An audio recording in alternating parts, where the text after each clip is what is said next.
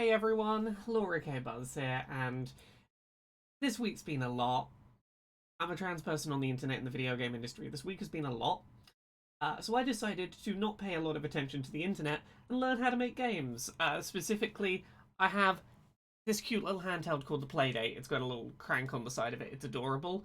And I decided, hey, I'm going to use this little web-based visual editor that uses PulpScript to learn how to make a game. Now, a lot of credit for the very minimal progress I've made so far goes to Squid God on YouTube, who has some tutorials on PulpScript and specifically PulpScript as it relates to Playdate development. But yeah, I've been learning to make a basic top-down game that has like health measured in hearts, that has a little meter for registering keys, and you can go through doors. But I came up with my own gameplay mechanic, and I worked out how to implement it and how to make some very basic levels that take advantage of it. So I'm gonna boot the game up and show what I've been working on, and it's real basic.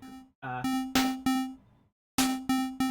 you can hear it's got sound effects. I'm gonna turn the sound off in order to just like not talk over it. But hey, what's this thing here? You got the playdate. Use the crank to heal damage.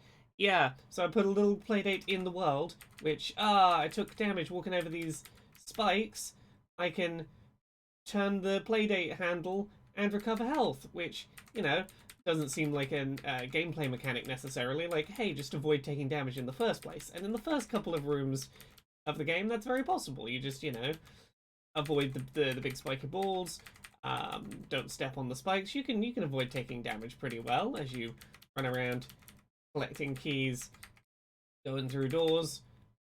Then that gets a bit more tricky. Like in this room, you can avoid a lot of damage. You can minimize the damage you take, but you're probably going to take a little bit of damage every now and then trying to get to these safe spots, and you can sort of heal up as and when you're safe. But took quite a lot of damage there. If you're careful, in this room, you can avoid most of the damage. There we go.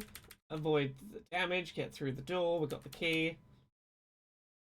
But then, the final room is the one that I kind of thought had some semblance of, like, maybe a little idea here. So, there are no safe spots that don't have spikes coming in and out of the floor in this room, and you've got to get to a key and get to the flag at the end of the level.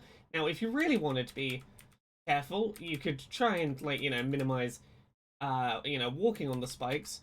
But even if you stand still, when the spikes are down, only walk while the spikes are down, spikes coming up still do you damage. So you have to start running through the level, taking damage, knowing that that's going to happen, and using the playdate crank to keep your health up as you navigate this, like, sort of damage is unavoidable maze.